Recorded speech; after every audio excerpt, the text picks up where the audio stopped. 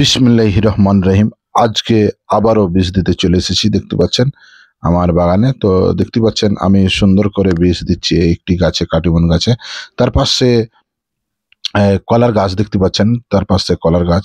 আমি কলার গাছেও বীজ দিয়েছি অলরেডি। তো অবশ্যই আপনারা দেখতে থাকুন। আর কিভাবে বীজটি দিতে হয় আপনারা যারা কৃষক অবশ্যই জানেন। আর আমি বীজ দিচ্ছি 1 সপ্তাহ পর পর, আপনারা দেখতে পাচ্ছেন। তো আমি 1 সপ্তাহ পর পর কাটিমন আমের গাছে বীজ দিচ্ছি, এবং আমটি ছিল আপনার, এগুলো আসলেই আমি কাটিমন লাগাচ্ছি। আর ওইগুলো আপনার এর আগে ভিডিও দেখেছেন, আম্রপালির গাছ ছিল, ছেটে ফেলে আমি টেপ করেছি কাটিমনের, আপনার পূর্বে ভিডিও দেখেছেন। তো আজকের ভিডিওতে আমি বীজ দিচ্ছি, দেখতে পাচ্ছেন অনেক সুন্দর করে। অনেক সবজি এখানে আছে, পাটের শাক, লাল শাক, পুঁই শাক এবং ধনেপাতা পাতা। বিভিন্ন, আপনারা জানেন যে আমাদের চাপায়ের কালার রুটিতে আমাদের ধনেপাতার পাতা লাগে, অনেক খেতে ভালো লাগে। চাটনি, আপনারা জানেন আমাদের চাপায়ের ভাষা চাটনি, তো অবশ্যই চাটনি খেয়েছেন। অন্য জেলার মানুষ খেয়েছেন কিনা জানি না, কিন্তু আমাদের ঐতিহ্যবাহিত খাবার হচ্ছে চাটনি, আপনারা জানেন। তো এখানে দেখতে পাচ্ছেন আমি বীজ দিতে আছি, দেখতে পাচ্ছেন অনেক সুন্দর সুন্দর কেড়া কেড়া গাছ আমি এবারকার লাগালছি।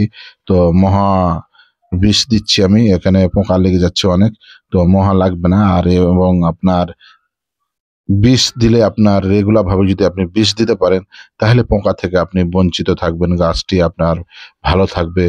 এবং আপনার রেগুলার ভাবে আপনি যদি বিষ দিতে পারেন, অনেক ময়ল আসবে এবং আম ধরবে। এখানে আপনার ইনভেস্ট করে রেখেছি আমরা 10টি টাকার লাভের আশায়।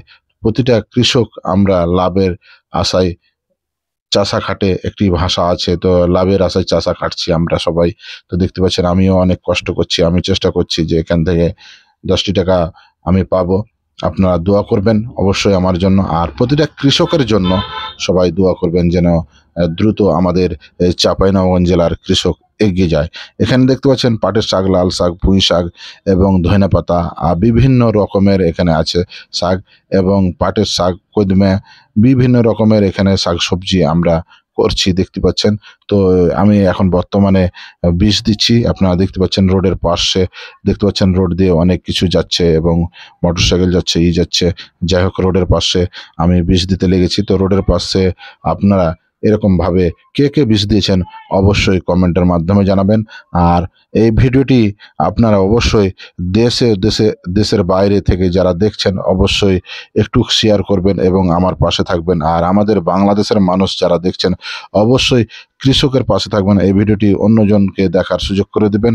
এটা শিক্ষণীয় ভিডিও। সপ্তাহে 10 দিন পর পর একবার যদি কাটিমন আমে বীজ দেন, তাহলে পোকা পাকড় লাগবে না এবং ভালোভাবে আম ধরবে। এটা অনেকেরই অজানা আছে, জানে না। যারা চাষ করে তারা অবশ্যই জানে, যারা নতুন কৃষক তারা অবশ্যই 10 দিন পর পর আপনারা বীজ দিবেন, তাহলে এখান থেকে আপনারা অনেক লাভবান হবেন। আর বীজ না দিলে আপনারা লাভবান হতে পারবেন না। এই বলে আমি শেষ করছি। আসসালামু আলাইকুম ওয়া রাহমাতুল্লাহি ওয়া বারাকাতুহু।